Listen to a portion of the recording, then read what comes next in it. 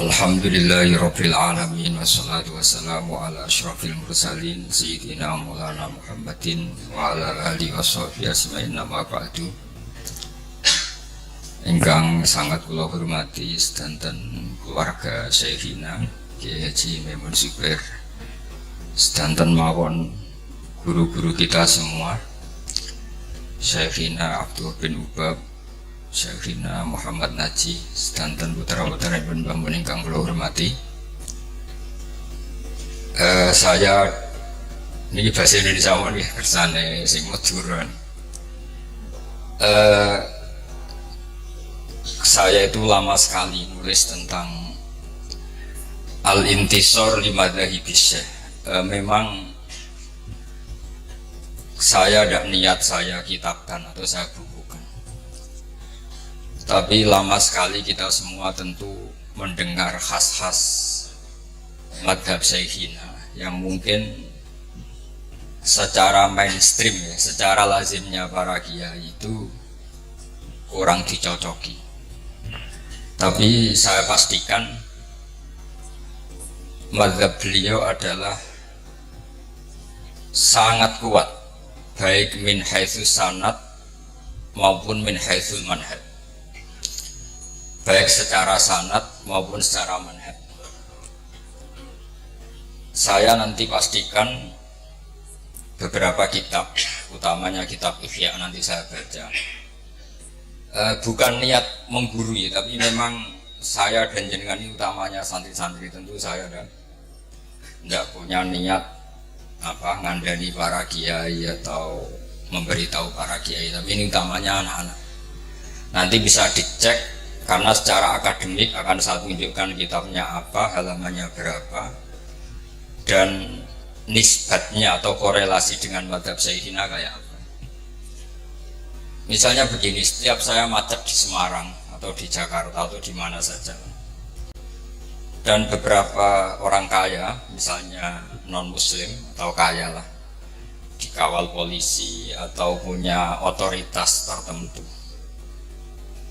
misalnya banyak pekerja muslim yang kerja di pabrik Cina atau di pabrik non muslim, itu hati saya menjadi tenang karena wakil gubernurnya itu Gus Yasin. Bukan apa-apa, karena saya akan kesulitan kalau ketemu Allah ditanya di mana al-Islam ya'lu wa la yu'la alaih, karena mereka sudah kaya raya, dipimpin oleh mereka. Tapi kalau saya ditanya Allah, nyatanya yang kuasa itu Cina, pabriknya besar-besar, karyawannya banyak, uangnya banyak, tetap saja di bawah otoritas Gus Yasin.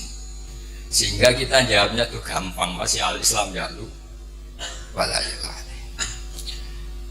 Begitu juga misalnya menyangkut Bu Mega. Kenapa Yai Kerso ketemu Bu Mega itu berkali-kali ngendikan sama saya, aku itu seneng damai. Nah Indonesia perang sing kedusan yes aku wis disalamno wong wis tak betah-betah. Sementing Indonesia damai, ora ana safku dima, ora ana darah napa mengalir. Tentu kita tahu dalam kaidah Darul Mafasid muqaddamun ala jalbil masalih. Jadi saya pastikan madhabus Syekh ini selain punya sanad yang qawi, juga punya manhaj yang qawi. Ini penting saya utarakan, meskipun anak-anak Anwar tentu banyak sebelum di sini mungkin mondok di beberapa pondok, yang mungkin sebagian kiainya punya madhab yang beda dengan madhab guru kita. Memang mulai dulu ikhtilaful a'immah rahmah itu gak masalah. Tapi jangan sampai kemudian kita yang mulazamah di sini tidak tahu hujjah madhab guru kita. Maka saya berharap sekali dan senang sekali ketika Kyai Haji Muhammad Naji suka nulis dan saya sering baca tulisannya. Gus Yofuf juga suka nulis, Gus Kamil juga jabat ketua DPRD Rembang. Karena kalau misalnya kita-kita ini tidak jabat, kemudian ditanya, kita misalnya santri tahta syaukatil kafir atau tahta syaukatil fasik, juga kita kesulitan menjawab. Setidaknya kalau kita tahta syaukatis soleh, kita ketemu Allah itu masih bisa menjawab al-Islam ya'lu wa la yu'la. Jadi ini beberapa intisar ya, intisar di madhabi Syekhina. Saya memang tidak mempersiapkan khusus, tapi memang saya sudah lama sekali menulis tentang itu. Dan beberapa kali saya talaki sifahan dengan Mbah Mun, dengan Syekhina, dengan guru kita semua. Dan beberapa kali saya tanya, Yai, kenapa demikian? Mesti jawabnya Mbah Mun itu, kata beliau ini, sanurihim ayatina fil afaq.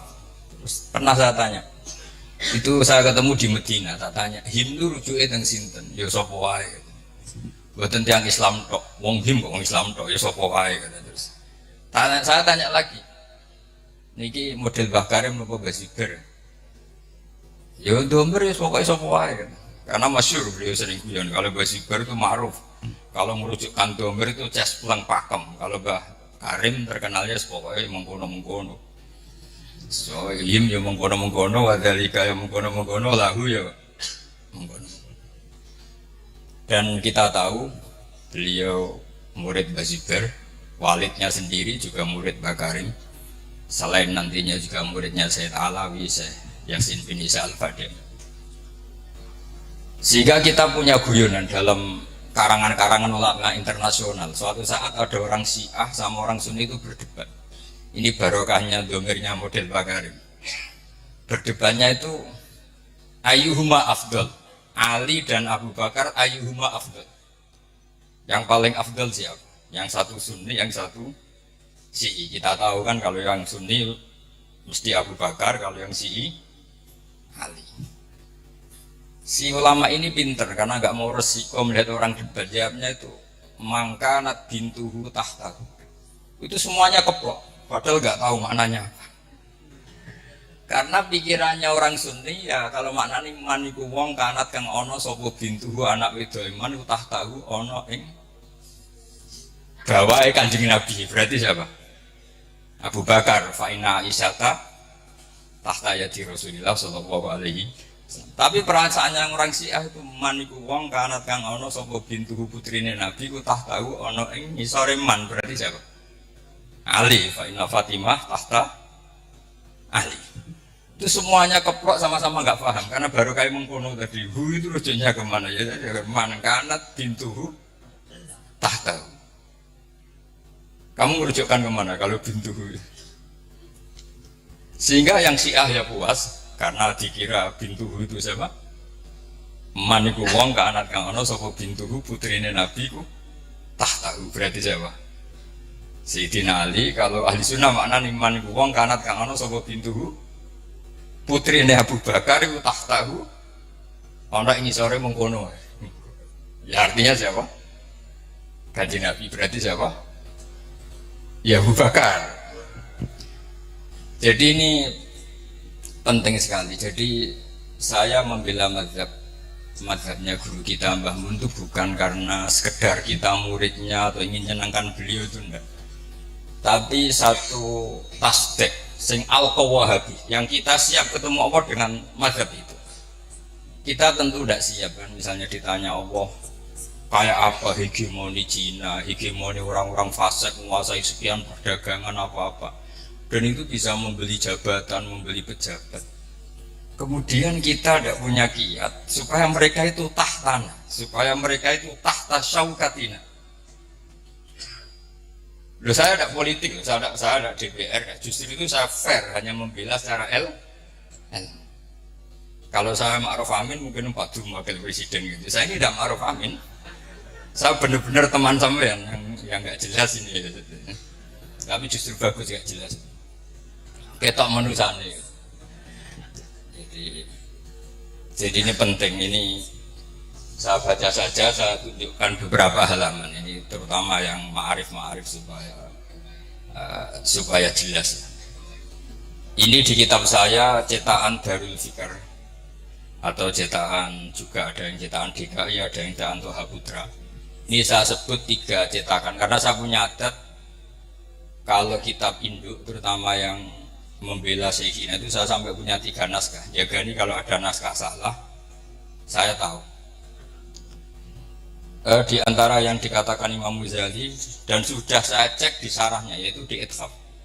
Karena resikonya matan kadang dikritik apa? Syarah. Kita tahu kan misalnya Takrib mengatakan mabid dimina itu sunat, kemudian oleh syarah dibenarkan kalau itu apa? wajib. Di antara yang dikatakan beliau Imam Ghazali adalah begini. Ini untuk anak-anak dan terutama ma'arif supaya di dokumen. Di Ihya saya itu juz 4 ya, juz 4 halaman 139. Tapi mungkin kalau nanti beda halaman ya dicari lah. Di babnya ikut kitab Sobri wa Syukri. Di sini ada kalimat, ada kata-kata atau ada kalam wa amal izi wal jah fa hiyatul insan an nafsi adulla wa dhaima. Terus di antaranya beliau mengatakan fa kama yahtajul insanu ila saqfin yakfau annal matar wa jubbatin tatfau anhal barda wa qalbin yatfau dhiba an masyati fa yahtaju aidan ila man yatfau syarra bi an nafsi. Terus dalam sebuah naskah dikatakan kalau kezaliman saja punya satu backing dari aparat oknum tentu ya. Masa kesalahan tidak punya backing dari negara? Akhirnya nanti kita bingung. Yang orang-orang maksiat punya backing oknum misalnya, yang orang soleh tidak punya backing. Sehingga pertunjukan maksiat semudah itu muncul ketika mau ada pengajian susah karena kita dengan waliul amri berhadapan. Tapi barokahnya Mbah Mun, barokahnya banyak ulama, kita punya adat nggak berhadapan-hadapan dengan waliul amri, sehingga kita mudah mengadakan pengajian. Bahkan di semua departemennya ada masjid, di lembaga-lembaga kampus besar juga ada masjid, di mana-mana ada masjid dan ada pengajian. Ketika Rasulullah SAW punya mitra politik, namanya Khuza'ah. Kabilah Khuza'ah itu tidak Islam, tapi jadi mitra politiknya Rasulullah. Karena mereka yang memberitahu tentang rahasia-rahasia kafir Mekah. Itu oleh Ibnu Hajar al-Asqalani ketika cerita itu. Cerita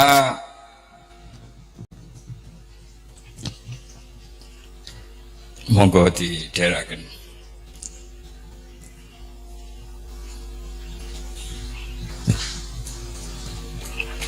Iya, benar kawas. Welcome.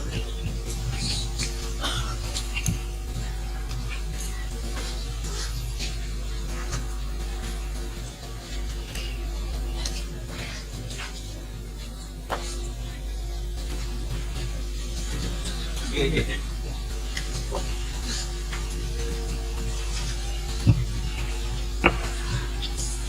Jangan ini.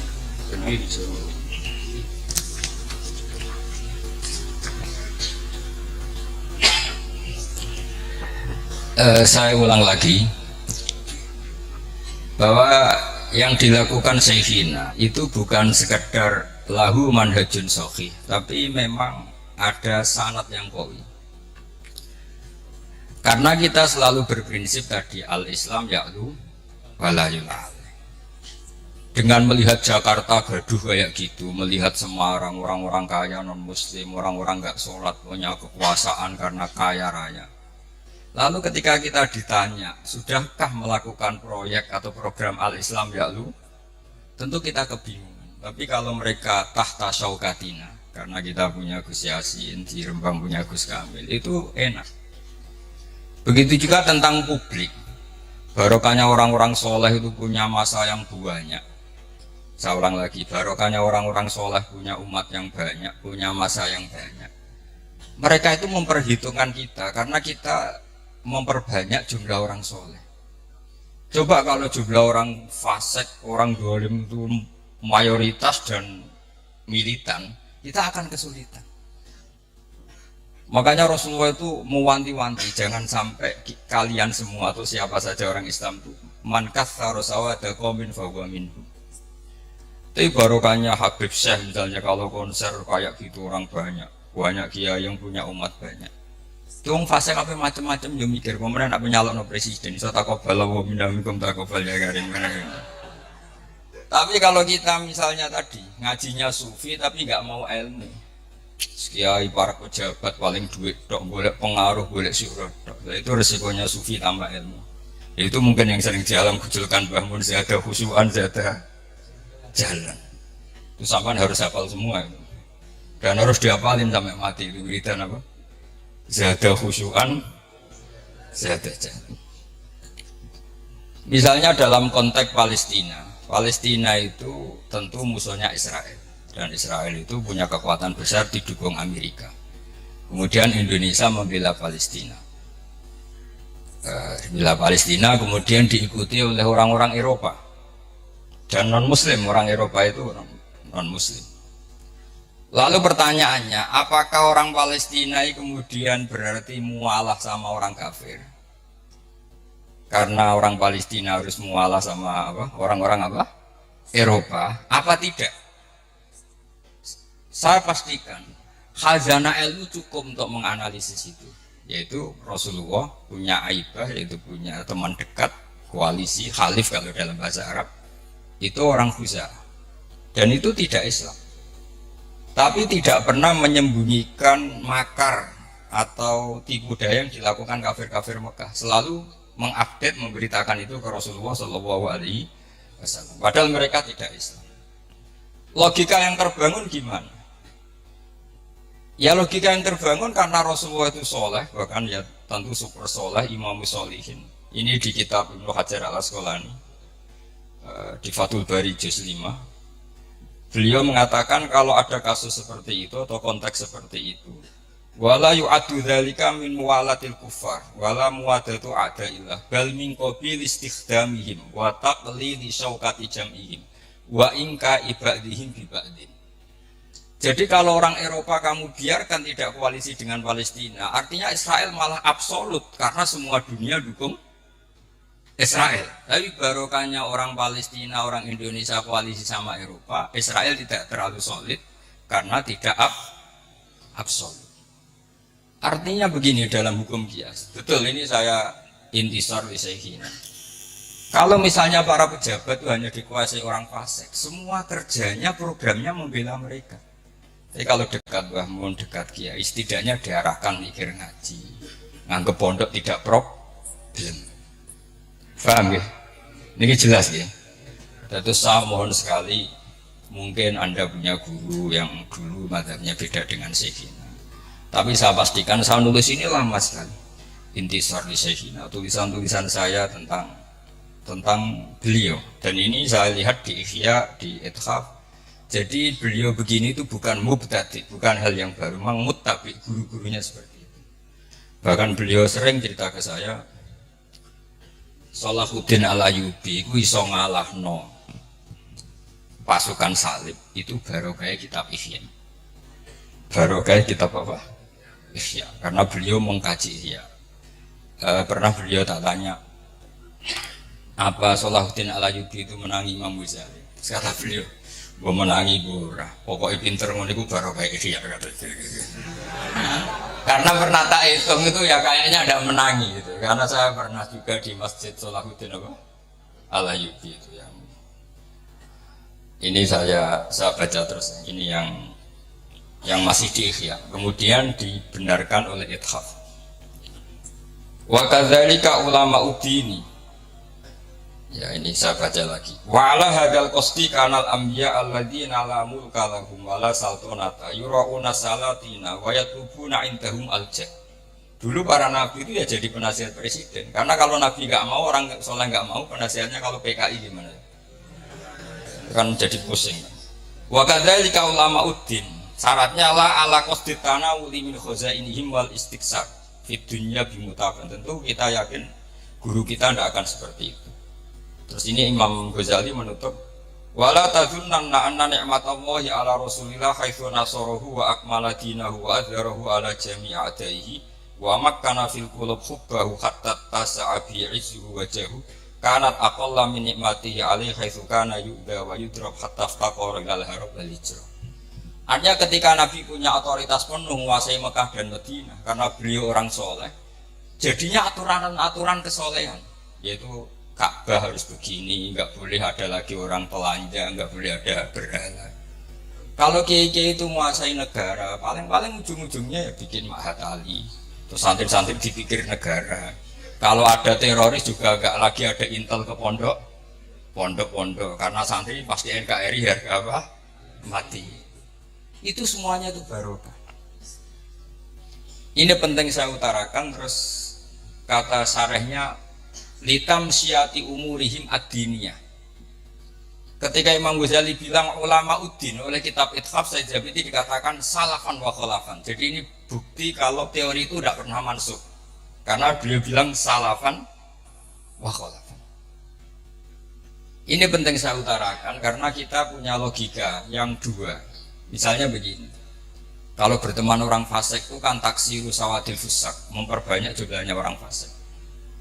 Tapi kalau yang fasik ini pejabat, kemudian orang soleh nggak mau nemanin, itu berarti taraktum ummata Muhammadin sallallahu alaihi wasallam fi aidil mubtadi'ah.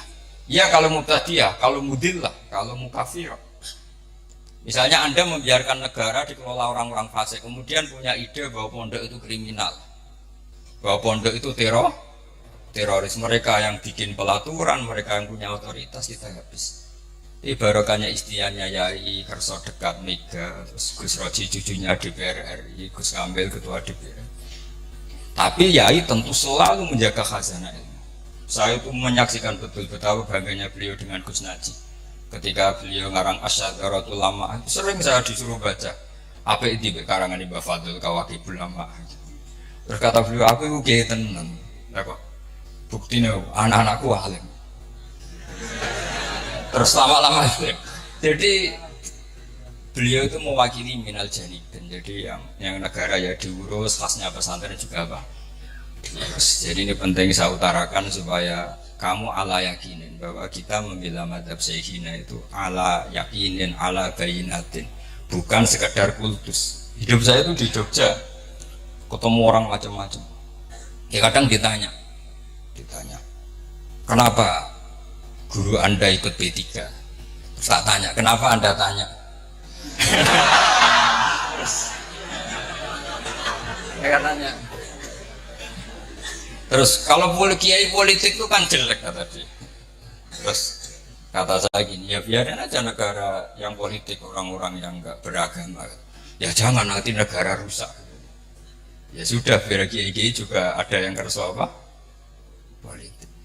Jadi memang sebagian pertanyaan itu memang harus dijawab dengan pertanyaan. Karena ini penting. Saya itu dulu pernah, saya itu punya kenangan terbaik di Jogja itu pernah diparani seorang yang pakar komunis.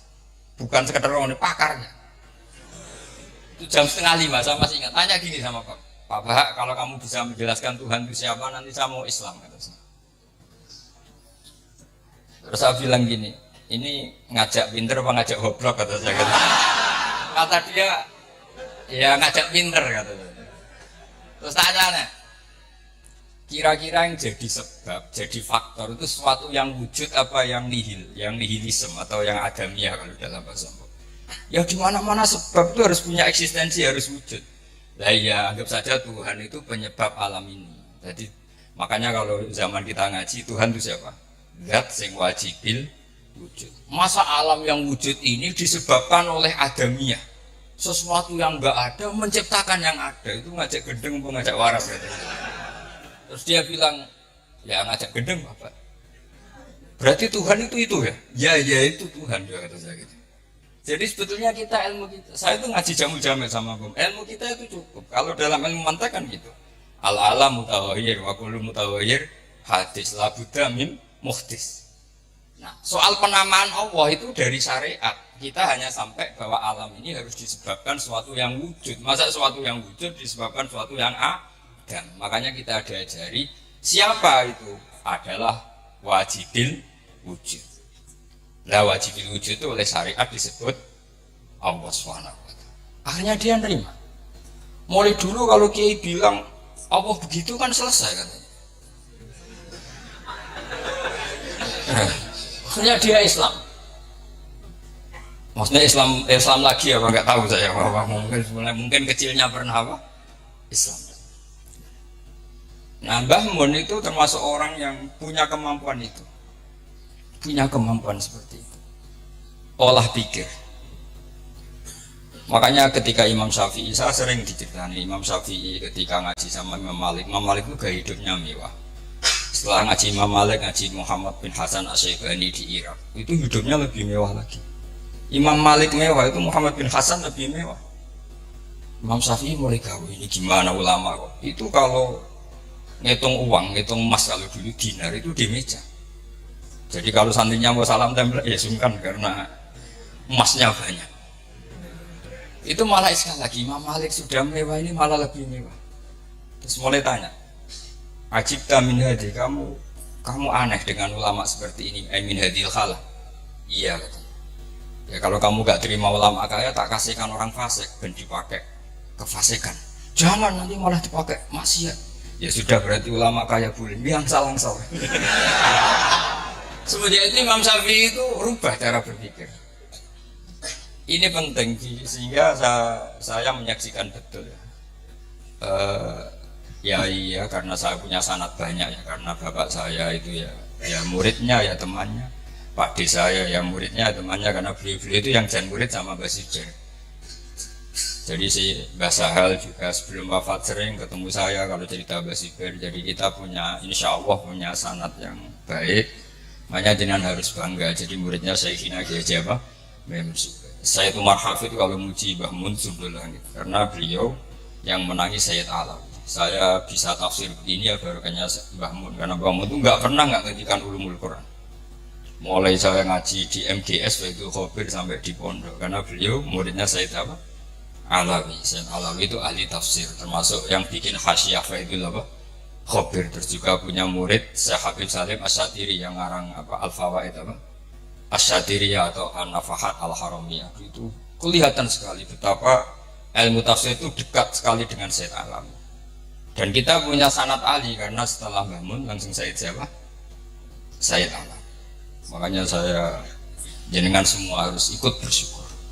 Tapi saya mohon mencintai dia itu yang benar-benar karena bayina. Kul inni ala bayinati min rabbi, sehingga semuanya ini umatnya Rasulullah. Sehingga Mbah Mun mau ngurusi orang yang macam-macam.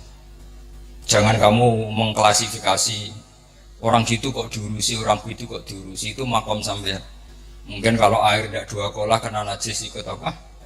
Makamnya Mbah Mun sudah lautan, kenapa apa saja sudah ada najis kira-kira gitu. Ya kira-kira gitu. Assalamualaikum warahmatullahi wabarakatuh.